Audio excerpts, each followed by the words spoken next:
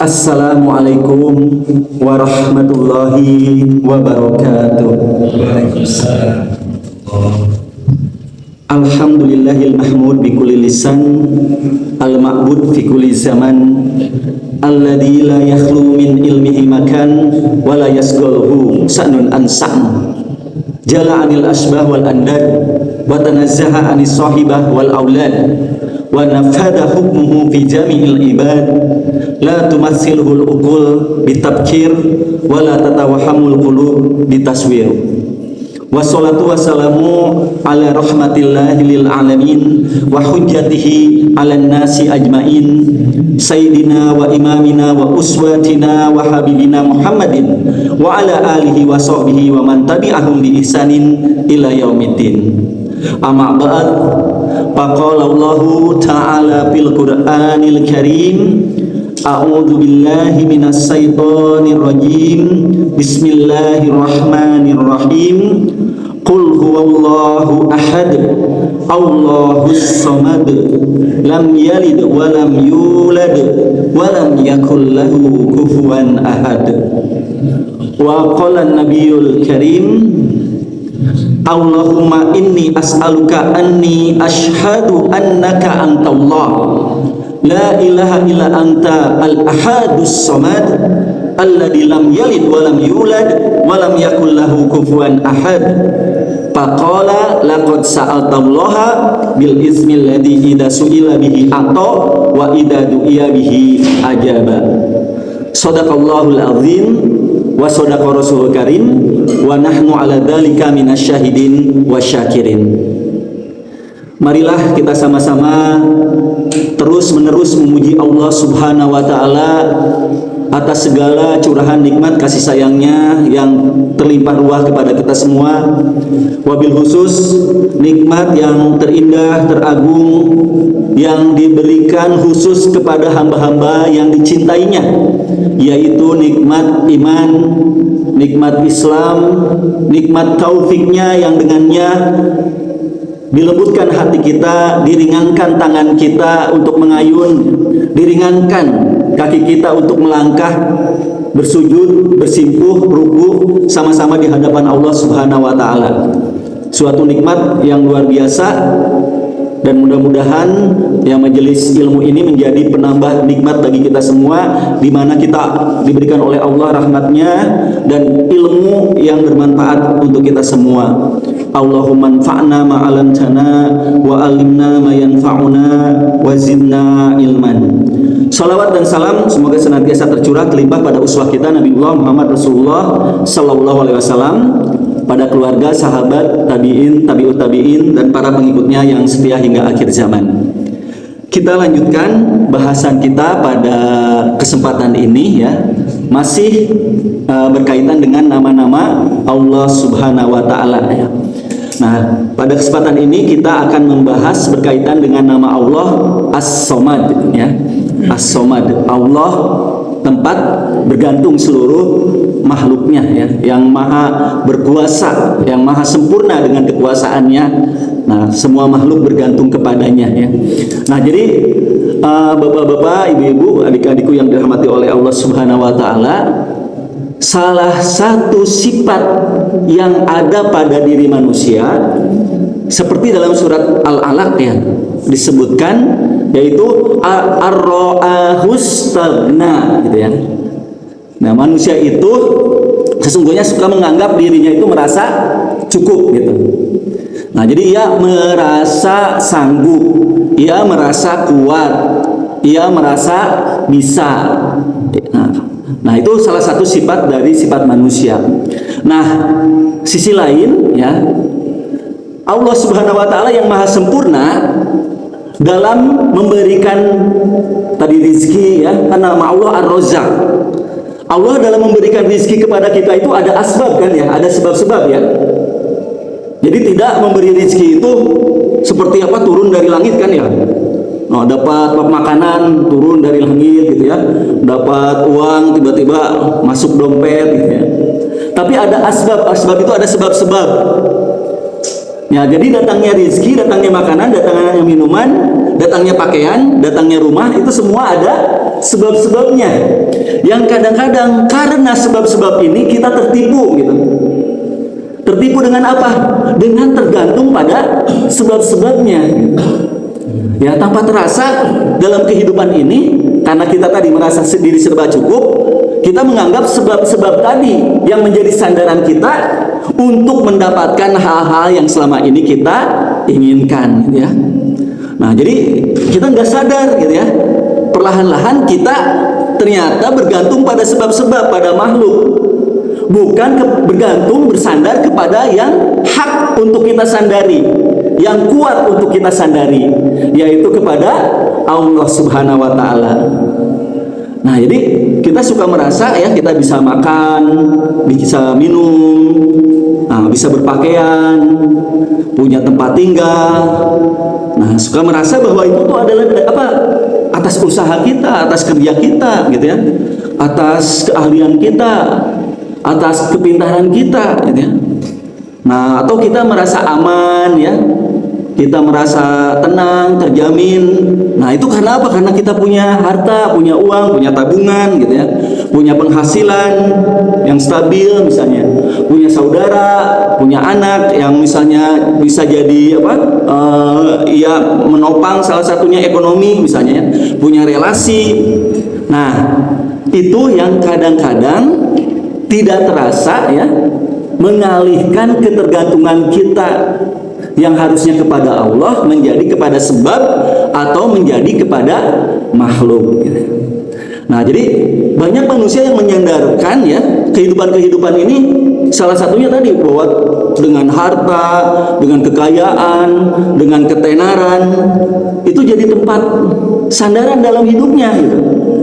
Seolah-olah ketenangan, kebahagiaan itu diraih, ya, ia bersandar dengan hal-hal tadi sehingga mencurahkan hidupnya untuk mencari itu.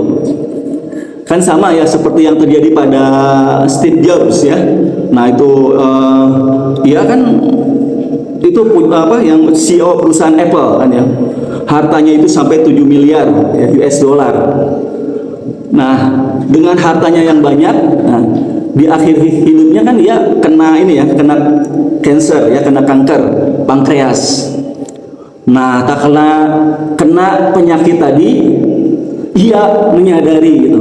Ia mengatakan, ya, dalam bukunya gitu. Jadi apa? Selama ini saya menyandarkan hidup saya pada ketenaran dan harta, ya, dan angka-angka aset, gitu ya, yang ia kumpulkan, gitu. Tapi saat ia terwujud dan terkapar, ia baru menyadari, gitu, bahwa itu semua tidak bisa menjadi sandaran hidupnya, ya. Bahwa segala sesuatu materi bisa dibeli, katanya, ya, untuk ia melayani dia, ya, segala kesenangan ia dapatkan dengan membeli dengan hartanya. Nah, tapi ternyata kata dia tidak bisa ada seorang pun yang bisa dibeli untuk menggantikan ia dengan rasa sakitnya, ya, untuk mendapatkan kehidupan, katanya. Nah, ia sehingga menyadari bahwa selama ini ia salah dalam menyandarkan kehidupannya. Nah, hal ini persis, ya, seperti yang disampaikan oleh sahabat ini dalam Al-Istidkar Ibnu Abdul Bar, ya, dalam sebuah kitab, Ali bin Abi Thalib radhiyallahu an, ya, ini, ya, mengingatkan pada kita ini ternyata, ya, setelah kita meninggalkan dunia itu begitu cepat melupakan kita. Selama ini kita mencari dunia, ya, habis dengan waktu untuk mencari dunia, menyandarkan hidup kepada dunia.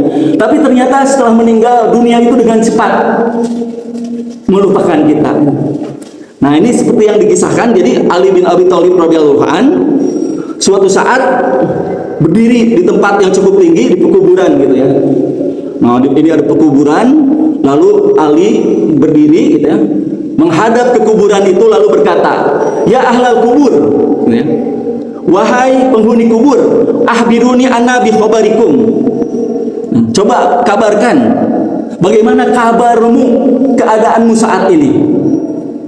Nah, lalu Ali mengatakan lagi, ya, radhiyallahu an, "Ama khabarukum kibalana panisa'i qad tajawazna wal malu qad kusima wal masakin qad sakanaha qaumun ghairukum." Nah, jadi kata Ali bin Abi Thalib radhiyallahu anhu ya berkata gini, sampaikan tadi kan ya berita kepada kami. Adapun berita dari kami untuk kalian, wahai penghuni kubur, ketahuilah istri kalian telah menikah kembali, harta kalian telah dibagi-bagi, dan rumah kalian telah orang lain tempati, gitu ya. Nah, jadi harta yang selama ini ia sandarkan, keluarga yang selama ini menjadi sandaran dan ia cari dalam kehidupannya, sama sekali itu tidak dimilikinya dengan langgeng dan segera meninggalkannya dan segera dimiliki oleh orang lain. Nah, oleh karena itu, kalau kita menyandarkan hidup ini kepada sesuatu yang padahal ia lemah, yang kita tidak bisa bersandar kepadanya, maka kita telah salah dalam bersandar, kita telah salah dalam bergantung. Nah, maka kita harus mentadaburi, merenungkan kembali pada nama yang sering kita bacakan dan sering kita dengar. Qul huwallahu ahad. Katakanlah dia Allah yang ahad, Maha Esa. Ya, Allah ahad ya. Nah, jadi Allah Subhanahu wa taala yang Maha Tunggal ya. Baik dalam zatnya, dalam sifatnya, dalam af'alnya, dalam kesempurnaannya, dalam keagungannya ya. Allahus Somad. Allah lah tempat bergantung seluruh makhluk. Nah, oleh karena itu kita akan sama-sama ya, nama Allah As-Somad ini dalilnya satu-satunya kalau dalam Al-Qur'an dalam ayat di surat Al-Ikhlas ini ya, Allahus Somad. Nah, kita akan sama-sama ya tadaburi nama Allah As-Somad ini. Nah, di hadis ini ada suatu doa yang diajarkan oleh Rasulullah SAW, yang bila kita berdoa dengan doa ini dalam Sunan Abu Dawud ya, Jami' At-Tirmidzi, ada dalam Sunan Ibnu Majah. Kalau kita berdoa dengan doa ini, niscaya Allah Subhanahu wa taala pasti mengabulkan. Janji Allah Subhanahu wa taala yang melalui rasulnya ya, bila kita berdoa dengan doa Allahumma inni as'aluka anni ashadu annaka antallah ya. Ya Allah, sesungguhnya aku meminta kepadamu. Nah, lalu anni ashadu annaka antallah, dan aku bersaksi bahwa sesungguhnya engkau adalah Allah. La ilaha illa anta, tiada ilah ya yang berhak ya, tiada Tuhan yang berhak dengan hak diibadahi kecuali engkau. Nah, lalu kita haturkan nama Allah dengan nama Al-Ahadus Somadu alladzi lam yalid wa lam yulad wa lam yakul lahu kufuwan ahad ya, yaitu Allah yang Maha Esa ya, yang Maha Tunggal. Allah tempat makhluk-makhluknya bergantung. Allah yang Maha Kuasa dengan kekuasaan kesempurnaannya, yang tidak beranak dan juga tidak diperanakan ya, dan tidak ada yang setara sebanding ya, yang dapat dibandingkan ya, kufuan ya dengannya gitu ya. Kalau ia mengatakan itu, kata Nabi Muhammad SAW, faqala laqad sa'altallaha bil ismi, sesungguhnya engkau telah berdoa dengan nama gitu ya, alladzi idza su'ila bihi a'ta, kalau engkau meminta dengannya maka Allah Subhanahu wa taala pasti memberinya.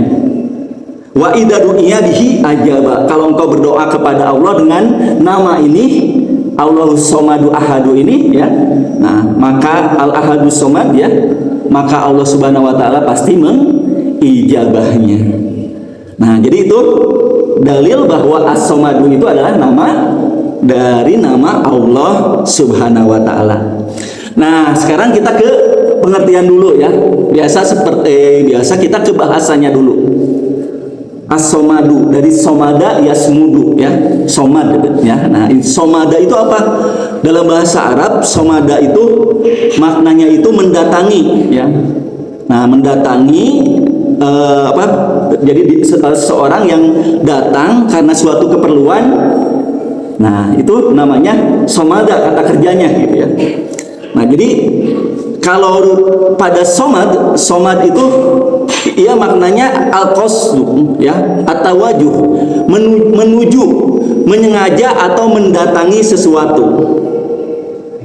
Nah, jadi ada tiga ya, ada tiga dari makna as-somad ini ya. Nah, yang pertama itu adalah datang ya, itu mengajak mendatangi sesuatu ya, karena apa? Memiliki kebutuhan. Nah ya, nanti kita akan lihat, maka ini menjadi nama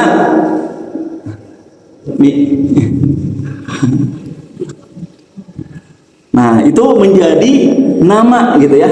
Nah nanti ada 3. Nah ada 3 dari pengertian as-somad ini. Nah jadi yang pertama, mendatangi ya, sesuatu yang didatangi ya. Nah as-somad itu sesuatu yang didatangi karena kita butuh gitu, karena kita perlu. Itu ya secara bahasa ya. Saya datang misalnya ke RT, saya datang ke RW ya, saya datang ke misalnya seorang agnia. Nah itu ada keperluan. Nah itu makna dari somad gitu ya. Nah mendatangi.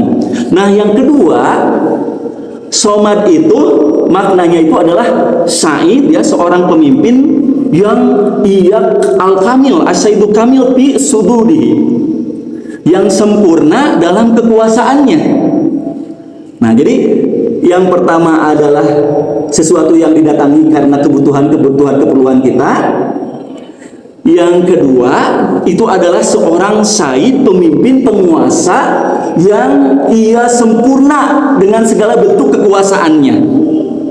Nah itu ya, jadi ia datang dari, yang didatanginya itu adalah as-said yang kamil, itu ya, yang ia sempurna kuasa dengan kekuasaannya tadi ya. Nah dengan kemuliaannya ya dan sifat-sifatnya.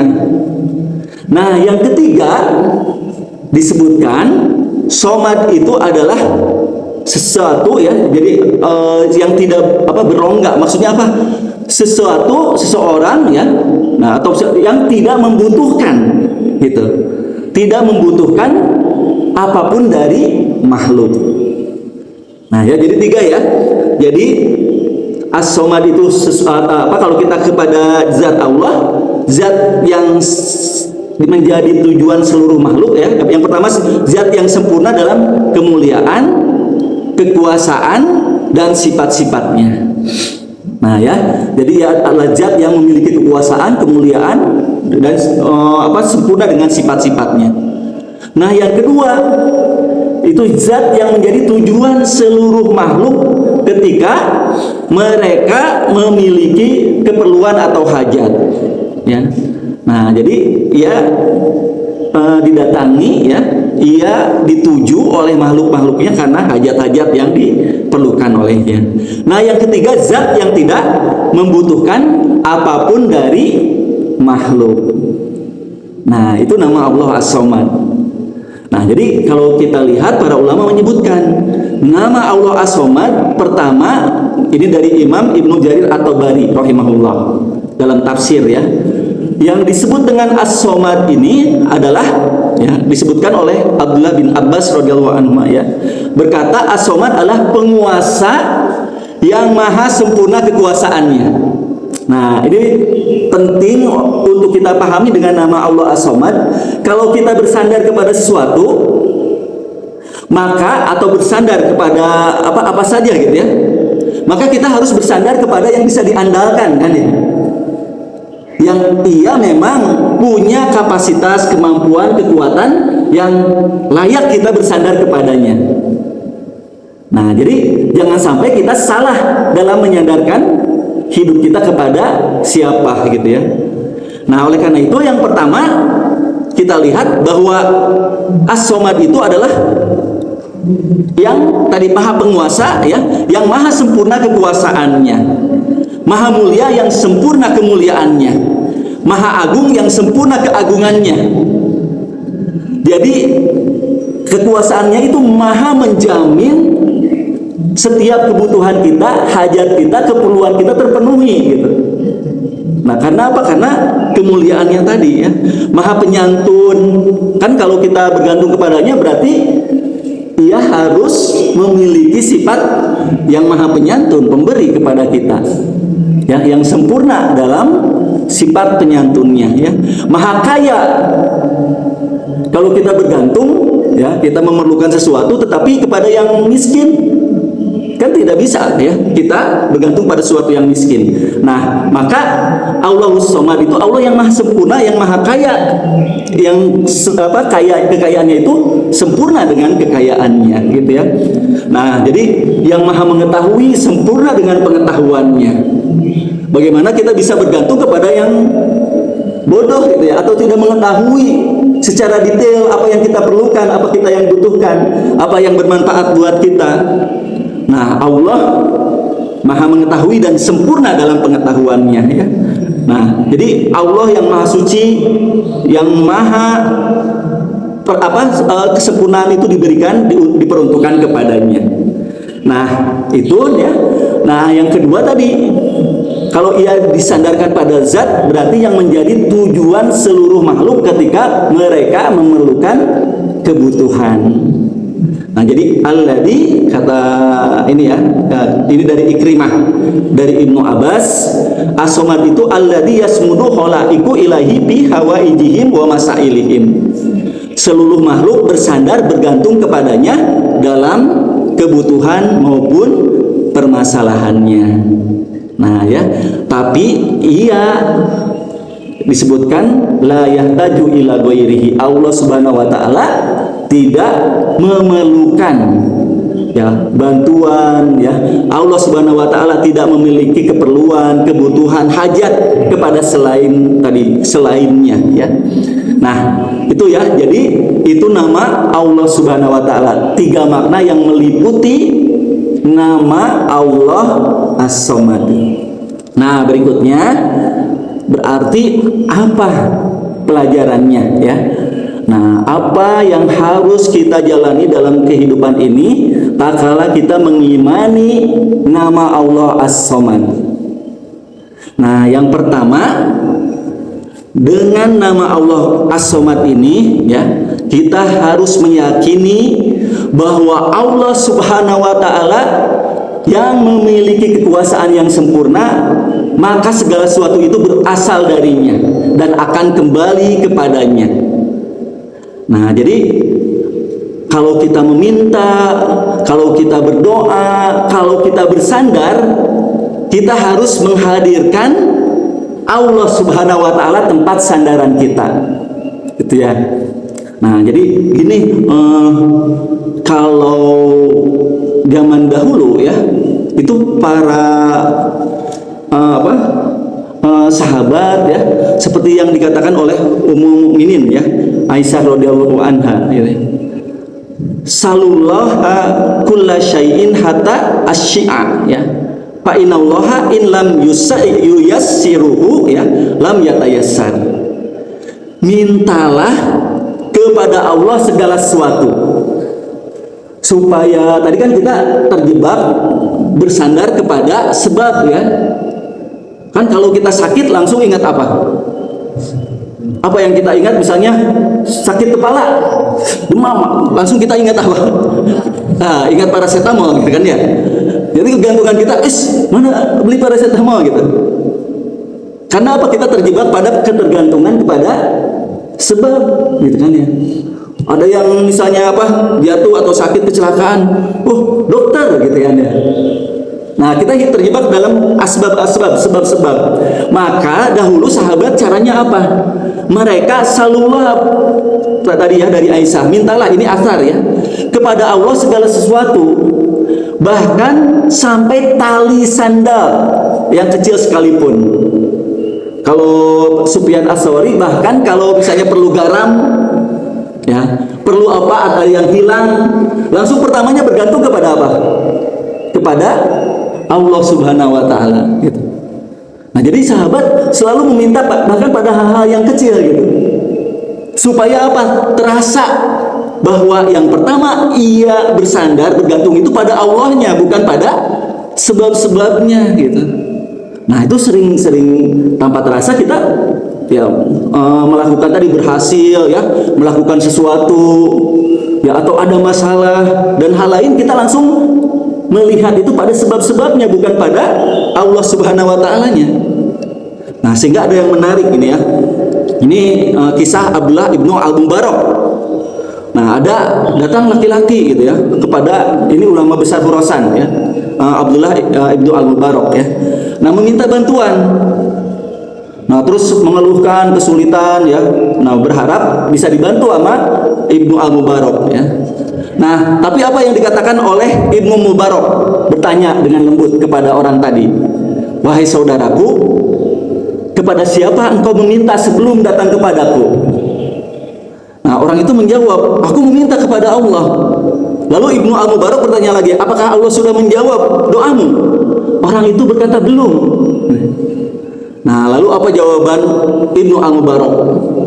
Lalu mengapa engkau meninggalkan pintu raja yang maha kaya? Jadi kenapa engkau bersegera mempercepat ketergantunganmu kepada Allah gitu, dan datang ke pintu seorang hamba yang fakir seperti aku gitu. Nah, orang itu pun terdiam gitu ya. Ini untuk mengajarkan apa? Karena kita selama ini lebih cepat ya bergantungnya kita kepada manusia daripada kepada Allah Subhanahu wa taala. Kadang pun kalau kita meminta kepada Allah, ya itu kita lakukan sebagai bahkan mungkin jadi tambahannya gitu, ziyadahnya ya. Jadi kita ikhtiar, kita merasa ikhtiar itu yang menjadi sebabnya, doa itu menjadi tambahannya gitu. Kebalikan harusnya gitu.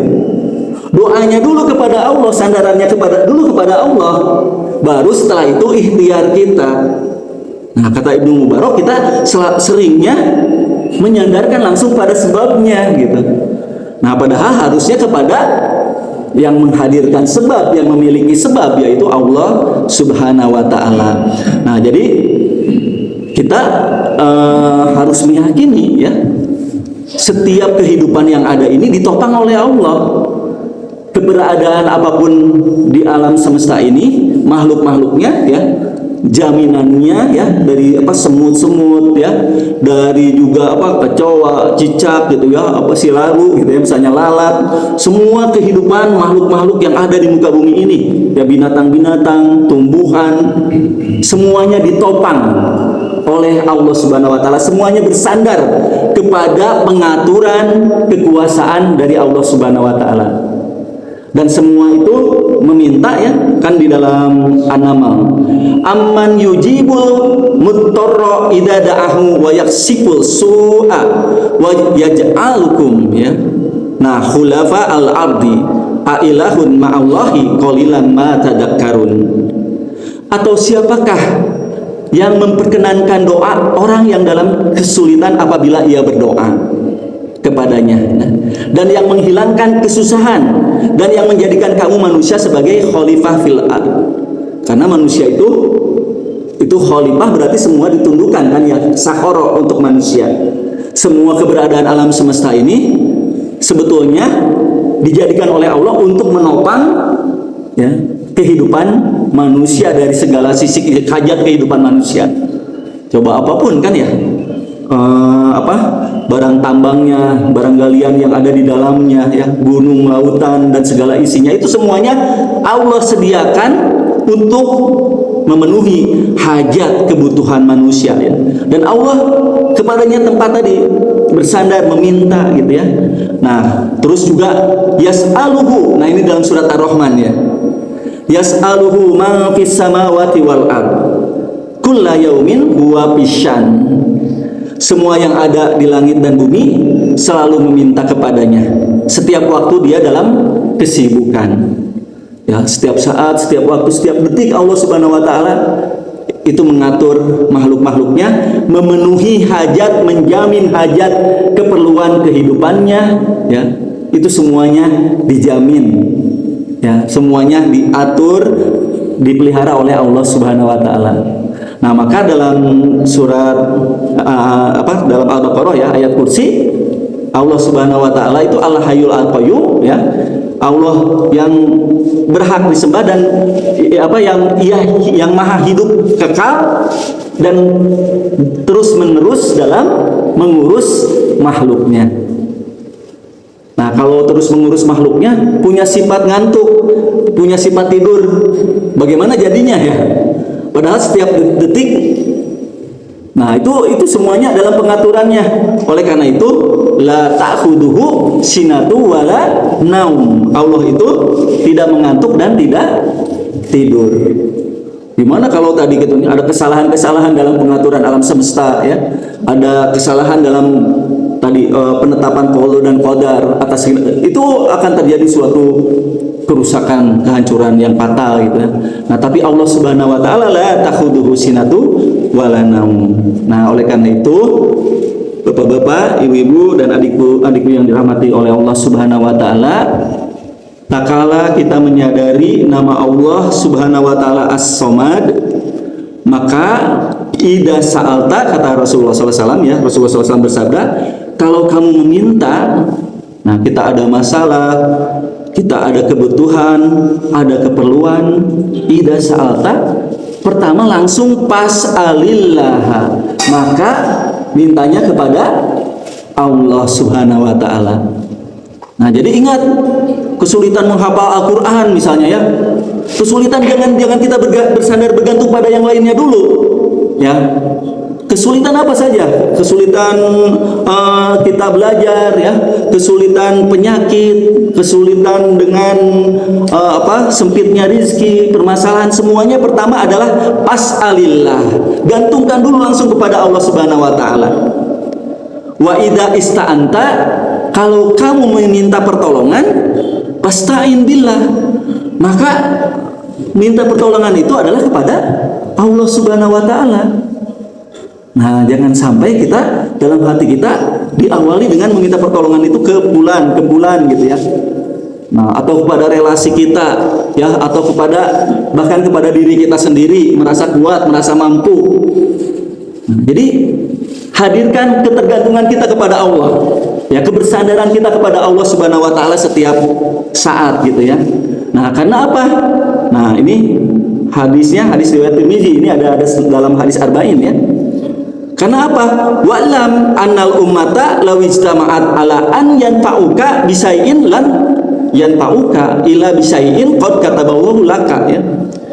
Nah, ketahuilah Rasulullah SAW ya, apabila semua umat berkumpul untuk mendatangkan manfaat kepadamu dengan sesuatu, maka mereka tidak bisa memberikan manfaat kepadamu kecuali dengan sesuatu yang telah Allah tetapkan untukmu. Jadi sandaran kita hanya kepada Allah itu. Walaupun umat seluruhnya bersatu untuk mendatangkan manfaat, itu tidak akan mendatangkan manfaat kalau tidak atas izin Allah. Nah, maka sandaran pertama kita harus pada Allahnya gitu, pada hal apapun ya. Dan seandainya mereka pun berkumpul untuk menimpakan bahaya kepadamu dengan sesuatu, maka mereka tidak dapat membahayakanmu.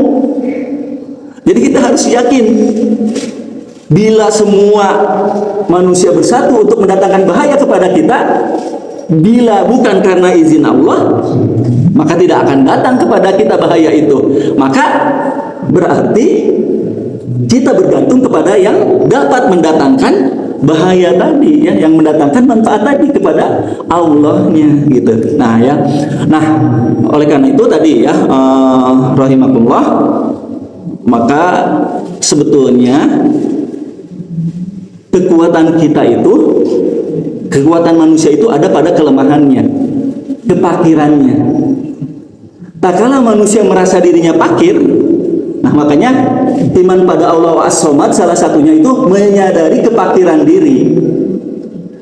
Sama bayi ya, kekuatan bayi ada pada apanya? Nah, lemah tangisannya kan ya. Seorang ibu kalau misalnya bayi menangis, justru kan semakin, kenapa gitu, sampai semakin sayang gitu kan ya. Nah, manusia pun demikian, kata Ibnu Taimiyah ya, fal abdu kulla kana a'dama ibtiqaran ila Allah kana a'dama ibadatan lillah. Semakin seorang hamba merasa butuh kepada Allah, maka semakin sempurna penghambaan dirinya kepada Allah. Kerasa enggak saat di titik nol tidak ada lagi sandaran yang bisa kita sandari ya, bahkan pada diri kita sendiri, di saat itu sebetulnya dekatnya dengan pertolongan Allah Subhanahu wa taala. Nah, itu kenapa doa orang yang dizalimi itu doanya mustajab dan tidak harus selalu seorang muslim ya. Karena waktu dizalimi itu kan kita tidak ada lagi tempat meminta pertolongan, kita tidak mampu gitu. Terasa kehambaan kita dan kita serahkan itu kepada Allah. Nah, jadi manusia itu kekuatannya ada pada kesadaran kepakirannya justru terasa gitu ya. Tak kala seseorang sudah tidak ada usaha ikhtiar yang bisa dilakukan, justru itu ada pertolongan Allah ya. Itu pernah ya, ini sebagai ibrah ya, pelajaran ya waktu kuliah. Ya, waktu kuliah ada tugas ya. Dulu kan waktu di Unpad ya, di geologi itu ngebuat kontur ya, kontur pemetaan, mapping. Itu kan gambar teknik tuh. Lumayan ngerjakannya itu 2 mingguan. Pakai kertas, juga pakai rapido, ada ukuran dan lain-lainnya. Nah, pas mau dikumpulkan gitu ya, gambar ini seminggu lagi mau dikumpulkan. Nah, waktu itu saya tidur di ini, biasa diangkut kan, duduk di depan gitu. Nah, duduk di depan, angkot buah batu waktu itu. Disimpan tuh si lembar tadi, gambar tadi di depan dashboardnya gitu. Biasa tidur kan, turun aja. Pas baru ingat 2 hari pas mau dikumpulkan, kemana si tadi ya, tadi di situ ya. Tapi di situ masih bisa dicari gitu kan ya, masih punya kesadaran kekuatan ngebuat pengumuman kan, dicari gitu kan, peta diangkut buah batu tuh nempel pengumuman, hubungi nomor HP ini gitu ya. 1 hari kok nggak ada yang nelpon gitu kan ya, 2 hari nggak ada yang nelpon gitu kan. Sampai dia semakin dekat kepada waktu untuk dikumpulkan, semakin di situ saya usaha tapi tidak berhasil gitu ya. Sampai suatu saat titik nol hilang. Jadi di suatu masjid berdoa kepada Allah. Saking sudah tidak bisa apa-apa lagi ya di saat itu, ya Allah, kalaulah Engkau menghukumiku ya Allah karena dosa-dosaku ya Allah, kalau Engkau memberikan hukuman padaku, kafarat kepadaku dengan hukuman ini, tolong gantikan ya Allah, sampai begitu kan ya, dengan yang aku sanggup untuk memikulnya. Kalau ini aku tidak sanggup memikulnya ya Allah, tolong ya Allah, temukan gitu ya, sampai bercucuran air mata gitu, saking udah nggak ada daya dan upaya lagi di saat itu, udah hilang aja gitu ya. Selain kepada Allah yang bisa disandarkan, tidak kepada tadi telepon dan lain-lainnya lagi ya. Nah, setelah dari masjid itu keluar, pas keluar nyari sepatu kesayangan gitu. Pas dicari hilang gitu. Sepatunya hilang. Mana sampai dibantu oleh masjidnya dipinjami sendal gitu. Nah, saat itu waduh, sepatu kesayangan, makin sedih aja gitu ya. Padahal itu sepatu kesayangan hilang, pakai sendal pulang. Nah, pas naik angkot saat itu pulang, naik angkot buah batu, ngobrol sama supirnya. Saya cerita-cerita, tapi udah nggak ada udah nggak ada harapan lagi gitu ya. Pas supirnya, itu tuh punya itu ada yang hilang. Pas ngobrol-ngobrol, Pak, kehilangan ini. Itu teh peta naon yang peta harta karun naon itu ada di mana? Ada di ini katanya, temennya katanya. Saat itu alhamdulillah sujud syukur gitu ya, ditemukan gitu ya motor itu, tapi sepatu hilang gitu ya. Jadi ternyata doa saya itu dikabul gitu kala nol tadi ya, dengan tadi ya. Dan disitulah mungkin bapak-bapak, ibu-ibu, adik-adik yang dirahmati oleh Allah Subhanahu wa taala juga pernah merasakan kan ya, saat-saat dimana justru kita di titik tidak berdaya, kita sadar bahwa kita ini lemah, disitulah justru datangnya pertolongan Allah itu semakin dekat kepada kita. Nah, Allah Somad itu untuk menghadirkan hal itu. Nah, yang terakhir juga pelajarannya, dengan nama Allah As-Somad, wa 'alallahi falyatawakkil mu'minun ya. Maka hendaknya setiap orang-orang yang beriman dalam hidupnya selalu bertawakal kepada Allah Subhanahu wa taala. Nah, jadi tawakal itu kalau Syed Nursi itu mengibaratkan, menyandarkan ya kayak gini. Ada sebuah bahtera yang besar. Bahtera ya. Nah, saat itu datanglah berbondong-bondong orang naik bahtera itu gitu untuk menuju suatu tempat. Nah, ada seseorang yang membawa beban gitu ya, membawa hartanya yang banyak gitu. Ia bawa naik ke bahtera itu gitu ya. Nah, setelah berada di bahtera itu, ia tetap mengangkat bebannya tadi gitu. Sementara orang yang lain tadi kan bebannya disimpan gitu ya, disimpan dan tidak mengangkat beban dari tadi ya, bawa barang bawaannya.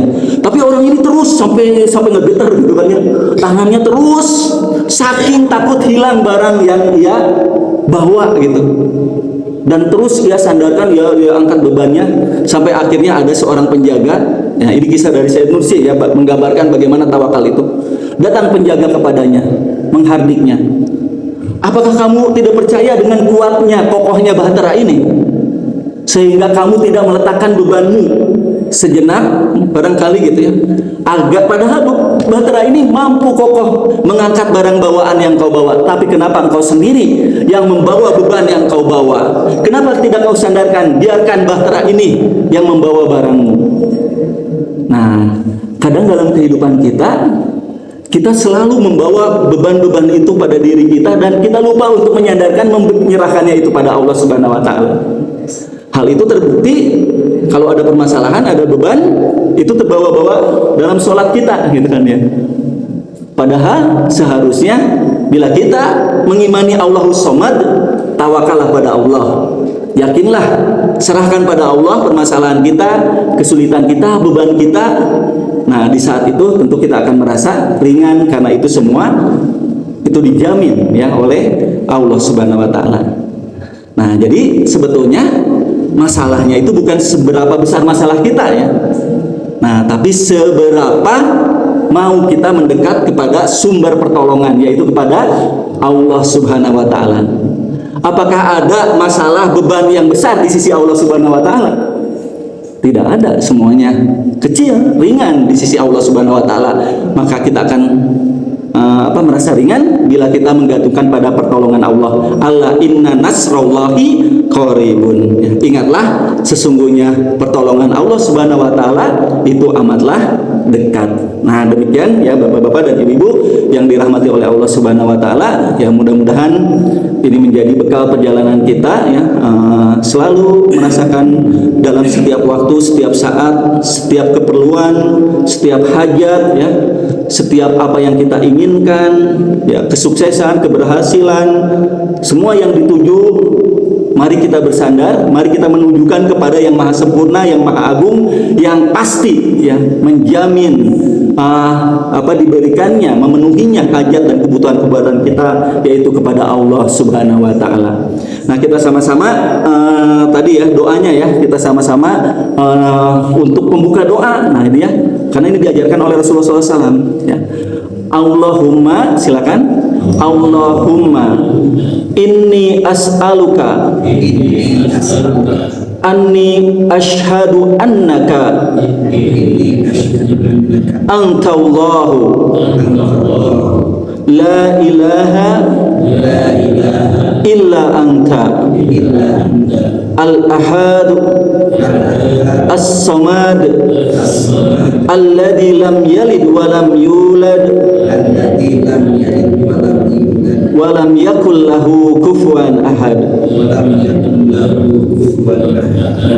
Awali itu dalam doa-doa kita sabda Rasulullah SAW dalam Sunan Abu Dawud, Tirmidzi, Sunan Ibnu Majah, dan ini hadisnya sahih.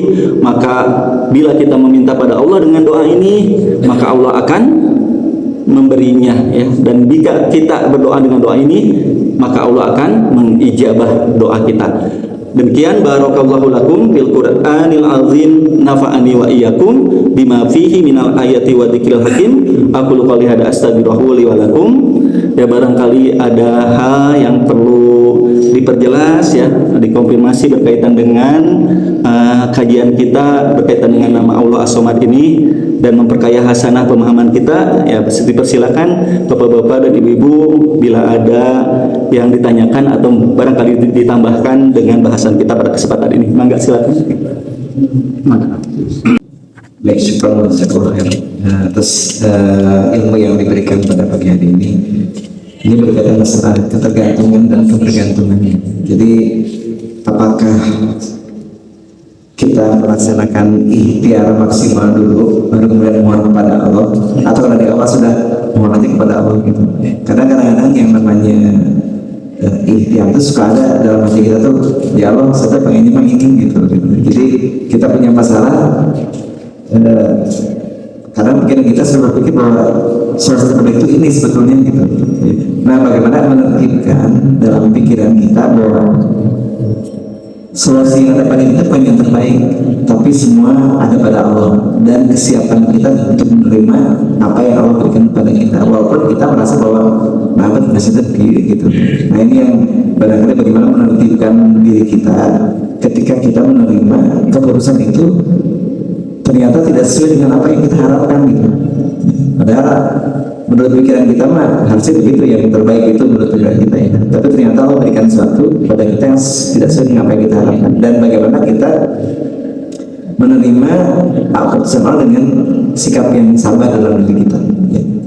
Yang barangkali mungkin yang agak berat tuh kayak misalnya satu keluarga diuji dengan barangkali mungkin ya memiliki putra yang barangkali mungkin ya tidak seperti yang saya harapkan lah gitu ya misalnya.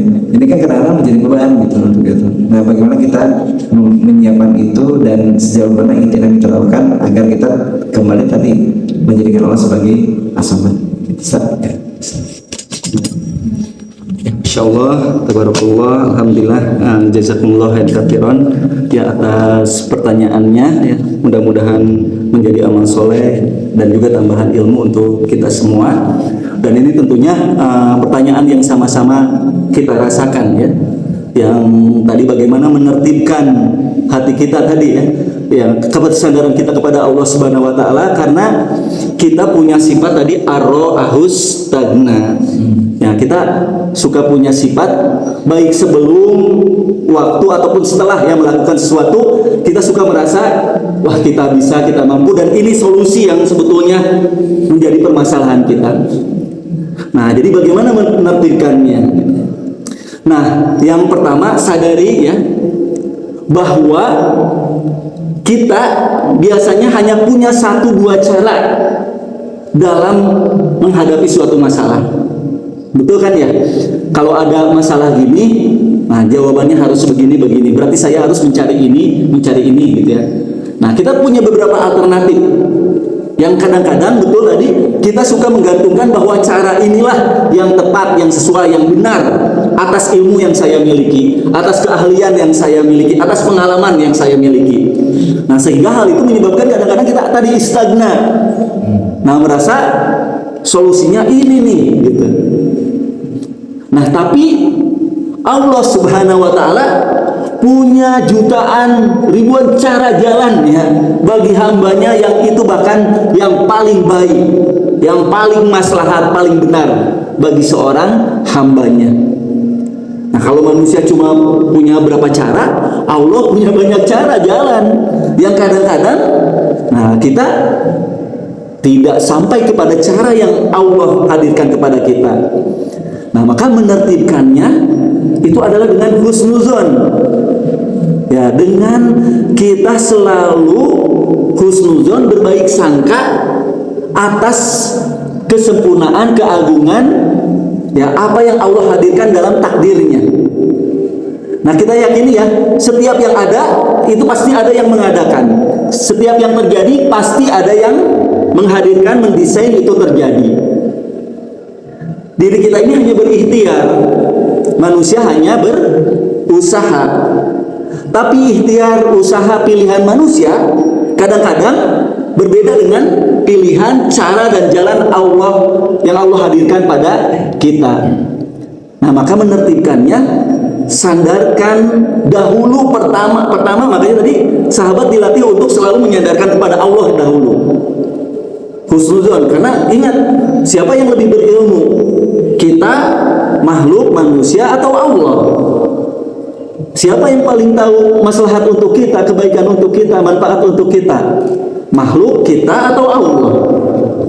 Nah, jadi hadirkan dulu husnuzonnya ya. Nah, dengan segala apa saja yang Allah berikan, tadi anak yang misalnya padahal kita harapkan, kita rencanakan A, B, C gitu ya. Nah, tapi Allah hadirkan dengan tadi di luar pilihan-pilihan kita. Nah, maka kita harus husnuzon bahwa dengan kehadiran-kehadiran yang ada, takdir-takdir dari Allah Subhanahu wa taala, ada kebaikan yang lebih maslahat di sisi Allah kepada kita yang itu kita tidak pahami. Nah, jadi al-yakin gitu ya. Ini bahasanya itu adalah yakin, ridho, husnuzon gitu, kepada Allah Subhanahu wa taala. Dan rahasia-rahasia itu hikmahnya kadang-kadang bisa kita dapatkan di dunia, tapi kadang-kadang juga tersembunyi dari diri kita gitu. Kalau itu bisa kita temukan di dunia, mungkin kita akan menemukan, oh ini maksud Allah gitu. Pernah nggak kita berdoa, bapak-bapak, ibu-ibu ya, berdoa sesuatu, berdoa tiap waktu gitu, tidak dikabul. Nah, setelah tidak dikabul, suatu saat, setelah 1 tahun, 2 tahun, nah kita, oh ya Allah, bersyukur pada Allah, doa kita tidak dikabul gitu. Ya Allah, kalau doa kita dikabul waktu itu gitu, kan, ya Allah jadikan si fulan jodoh saya gitu kan ya. Wah, berdoa setiap waktu, jadikan si fulan jodoh saya gitu ya, tapi tidak dikabul. Setelah 3 tahun, dia tahu ternyata fulan punya sifat buruk, punya ini. Akhirnya dia mengadu lagi pada Allah. Alhamdulillah ya Allah, bersyukur Engkau tidak mengabulkan doaku gitu ya. Coba kalau dikabulkan aku jadi istri ini gitu ya. Wah, mungkin aku sekarang sedang begini gitu ya. Kan kadang-kadang itu muncul di dunia. Nah, tapi kadang-kadang juga itu tidak kita tahu rahasianya gitu. Bahwa ternyata ada maslahat dari Allah Subhanahu wa taala yang rahasianya kita tidak tahu. Nah, makanya sering saya sampaikan di sini gitu ya. Nah, sahabat kalau berdoa ya. Nah, berdoa itu tak kala dikabul ia mengucapkan alhamdulillah gitu kan. Tak kala ia tidak dikabul ia mengucapkan alhamdulillah 2 kali gitu ya. Karena apa? Ia beralih dari pilihannya kepada pilihan Allah Subhanahu wa taala.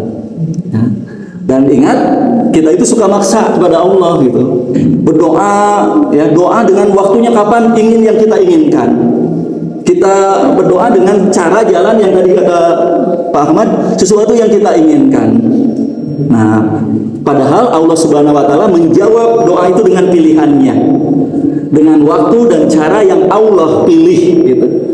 Nah, oleh karena itu kuncinya adalah kita beralih ya dari kebergantungan, kebersandaran pada makhluk, pada bahkan diri kita sendiri, kepada kebersandaran kita, kebergantungan kita kepada yang maha sempurna, maha agung, maha penyantun, maha pengasih, maha penyayang ya, maha hakim, yang maha bijaksana, yang maha mengetahui kemanfaatan, kemaslahatan yang terbaik bagi hamba-hambanya, tidak hanya di dunia tapi juga di akhirat gitu. Nah, kalau kita mah melihat ya Allah parameternya, Allah alat ukurnya lebih kompleks dan banyak sempurna dibandingkan dengan kita gitu. Yakini kalau itu pilihan Allah, ya pilihan Allah pasti yang lebih tepat dan lebih terbaik untuk kita gitu. Nah, sehingga tak kala itu hadir, ya kita menerimanya dengan husnuzon. Yang mudah-mudahan bisa menjawab dari pertanyaan Pak Ahmad. Wallahu alam bimuradi. Masih ada pertanyaan? Oh ya, satu lagi ya. Pertama, saya kemarin mendapat ada pertanyaan kepada saya ini. Kalau misalnya seorang anak-anak remaja gitu ya, yang mungkin berpacaran gitu di awalnya, dan memang ternyata menikah dan bahagia gitu, kelihatannya bahagia gitu, dibandingkan dengan yang tidak berpacaran tapi ternyata dapat pasangannya yang yang kurang baik lah gitu. Jadi seolah seperti sia-sia dong ikhtiar menjaga dirinya gitu. Walaupun saya jawab itu ujian berarti ya buat dia. Cuma jadi ini kan seperti ya kalau itu mending pacaran dong gitu ya, karena dia mungkin bisa mengenal lebih jauh sehingga memang akhirnya ketika menikah, walaupun mungkin tidak semua begitu, tapi ada dia banyak menemukan di teman-temannya ternyata baik-baik saja tuh menikah ya, setelah pacaran gitu. Nah, itu yang pertama. Yang kedua, ingin tahu, takutnya saya salah mindsetnya gini, kita tuh kan meminta segala keinginan kita, kemudian minta Allah berikan solusi selama itu kepada Allah ya. Kesannya Allah tuh menjadi tanda petik jadi budak gitu, tolong apa-apain terserah Allah lah gitu kan. Apa memang begitu gitu? Jadi karena pasti memang beda ya sifat makhluk dan Allah, tapi kadang-kadang jadi kepikir kok Allah tuh kayak segala macam ke dia ya gitu. Itu jadi bisa banget.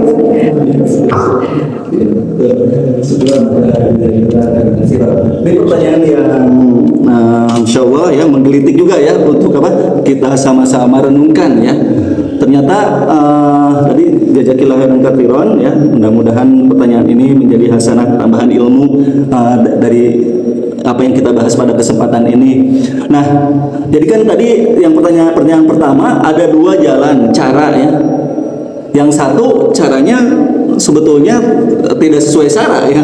Nah, tadi berpacaran dan lain-lain. Tapi ternyata ya dalam kehidupannya akhirnya setelah itu rumah tangganya, dan itu kita bisa saksikan memang nampak nyata ya. Ada yang waktu mudanya tahu tuh pasangan itu apa pacaran dari SMA ke sini gitu. Pada waktu itu saya agak kok gitu ya. Ini pasangan ini masih SMA kuliah pacaran. Di hati itu seperti apa masa depannya suram lah gitu, karena apa saat itu kalau melihat pacaran itu negatif aja gitu ya, bahwa itu suatu yang dilarang oleh Allah. Tapi setelah berkeluarga, masya Allah gitu ya, betul tadi melebihi dari orang-orang yang tadi dai dan lain-lain gitu ya. Dia luar biasa keislamannya, anak-anaknya dididik jadi hafiz Quran, yang satu yang kedua dipesantrenkan lebih, padahal dulunya seperti itu gitu. Tapi sisi lain ada yang ia tidak berpacaran, tapi ternyata pas berkeluarga yang menjaga hijab dan lain berkeluarga, keluarganya jadi biasa-biasa saja gitu ya. Nah ini seperti apa? Nah itulah rahasia Allah Subhanahu Wa Taala yang akhirnya, tapi ini bukan juga menjadi pembenaran. Akhirnya kalau gitu mah nggak apa-apa lah gitu ya, pacaran aja itu juga pacaran. Akhirnya ternyata keluarganya setelah itu menjadi bukan begitu kan ya jalannya atau caranya gitu. Karena ini sekali lagi hidayah atau taufik jalan dari Allah ini kadang-kadang ya tadi perbuatan dosa ya, kadang-kadang cara Allah untuk menyadarkan kita juga dengan keterpelesetan kan ya, cara Allah itu menyadarkan kepada kita buruknya suatu perbuatan justru dengan cara dipelesetkannya kita gitu. Kadang-kadang dosa itu bagi seorang hamba yang dicintai oleh Allah jadi jalan mengenal dirinya dan menghindar lebih kuat dari kesalahan-kesalahannya. Betapa banyak ulama, orang-orang yang mengingatkan akan kebaikan karena apa? Karena ia dan menghindarkan dari sebuah kemungkaran karena ia sudah merasakan kemungkaran itu. Coba ada seorang penceramah, khotib ustad yang berasal dari perompak gitu ya. Seperti apa? Sufyan Ats-Tsauri ya. Siapa? Itu banyak ya para ulama yang hadir, ia menjadi ulama dari taubatnya dari seorang perompak, ataupun para dai yang ia beranjak dari dunia gelap. Itu ternyata masya Allah pengalaman ia dalam dunia gelap dan dalam keterpurukan itu justru menjadi jalan bagi yang lainnya untuk memahami bahayanya ya, dan begitu sesuatu yang mendatangkan mudorotnya gitu. Nah jadi kadang-kadang dilalukan ia seperti air lah ya, air yang terus mengalir, kadang-kadang ia masuk ke sawah, kadang-kadang ia masuk ke got gitu ya, tapi terus ia mengalir sampai akhirnya ia menjadi sebuah mata air melalui suatu perjalanan yang menyadarkan kepadanya dengan keburukan-keburukan yang dihadirkan Allah kepadanya. Nah tapi ada juga yang jalan yang mulus-mulus saja tadi ya. Nah jadi seperti itulah ya, jadi jalan dari Allah Subhanahu Wa Taala yang semuanya itu ada hikmah di sisi Allah Subhanahu Wa Taala. Nah yang terakhir, apakah berarti jadi akhirnya ya tadi kalau kita lihat dari riwayat Aisyah ya, cara kita menggantungkan itu ya tentu saja yang namanya bersandar pada Allah itu juga adalah dengan mengoptimalkan ikhtiar. Jadi karena pernah gini, Rasulullah SAW suatu saat ada sahabat kan ya. Nah terus nyimpen aja kudanya di luar, terus masuk. Kenapa kudamu tidak diikat? Kata Rasulullah. Aku bertawakal kepada Allah Subhanahu Wa Taala. Nah jadi ya bertawakal kepada Allah Subhanahu Wa Taala. Lalu apa perintah Rasulullah SAW? Ikatlah gitu. Dan itulah yang kau bertawakal kepada Allah Subhanahu Wa Taala. Nah, jadi yang dimaksud bersandar di sini adalah secara hakikat, ya. Tak kala kita ingin minum, ya misalnya, ataupun bahwa ini sebagai sebab-sebab, ya apakah ini seolah-olah menjadikan sebetulnya Allah memang pemilik khazanah kan ya. Allah lah pemilik langit dan bumi dan segala pemendaharaan ya langit dan bumi. Napas udara ini dari siapa? Kita bisa melihat, kita bisa mendengar, semuanya dari Allah Subhanahu wa taala. Ya, kita mau apa sebetulnya itu tercipta terjadi karena Allah. Nah, oleh karena itu yang dimaksudkan dari riwayat ini sikap mental gitu. Ya, sikap mental kita ketergantungan, saking tergantungnya kita pada Allah, bahkan tadi sandal sampai garam, mencari jarum yang hilang gitu ya, kalau di riwayat-riwayat para salafus soleh itu selalu semuanya Allah, tapi sekali lagi itu adalah secara hakikatnya. Nah, kalau misalnya memang Allah pemilik pemelihara langit dan bumi gitu, memang Allah lah tadi, kalau tidak Allah mudahkan maka sesuatu itu tidak akan mudah ya. Kalau sesuatu yang sulit tidak ada di sisi Allah, kalau Allah kehendaki itu mudah gitu. Nah, jadi hal itu maksudnya adalah bagaimana cara kita menyadarkan pada Allah, mulailah dengan hal-hal apapun ya. Kita mulai dengan Allah, hadirkan dulu sandaran kita pada Allah Subhanahu wa ta'alanya, tanpa tentu saja kita melupakan ikhtiar atau asbab ya, yang memang itu adalah syariat yang diperintahkan Allah kepada kita gitu ya. Nah, demikian, jadi betul memang pertanyaan apakah betul gitu ya. Dan itu diawali dengan kita terus belajar, mau belajar. Coba kayak apa, kita bisa doa nih ya, kan mengerjakan sesuatu, saya rasakan gitu kan, kita berdoa kepada Allah, tiba-tiba kita cepat meninggalkan doa gitu. Karena ini lebih penting, misalnya apa, lagi kerja kan, kerjakan sesuatu apa aja, membangun atau apa, terus kita sholat. Nah, setelah sholat kita berdoa, rasanya lebih penting kita ngerjain pekerjaan itu daripada doa kita ini deh, kan kita suka gitu ya, ngerjain disertasi atau apa gitu kan, ketik. Nah, udah itu kan harusnya doa itu kita bantu dulu pada Allah. Tapi tiba-tiba ada godaan kan, iya ya, halaman segini kita meninggalkan doa kita dan lebih bergantung pada mengerjakannya. Nah, padahal harusnya bergantung dulu pada doa tadi gitu, yang justru pertolongan Allah itulah yang menghadirkan kita mudah dalam menyelesaikan tugas kita. Demikian, mudah-mudahan Allah Subhanahu wa taala menjadikan pertemuan kita ini adalah pertemuan yang menambah keimanan, rasa takut kita pada Allah, rasa kebergantungan dan kebersandaran kita pada Allah Subhanahu wa taala. Allahumma inni as'aluka anni ashhadu annaka antallah la ilaha illa anta al-ahadus samad alladzi lam yalid wa lam yulad wa lam yakul lahu kufuwan ahad.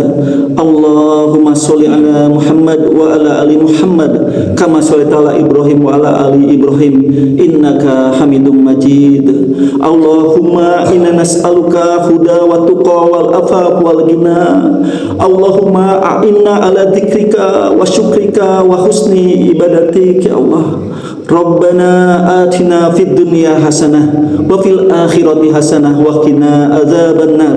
Subhana rabbika izzati amma yasifun wassalamu mursalin walhamdulillahi rabbil alamin. Wabillahi taufiq wal hidayah. Assalamualaikum warahmatullahi wabarakatuh.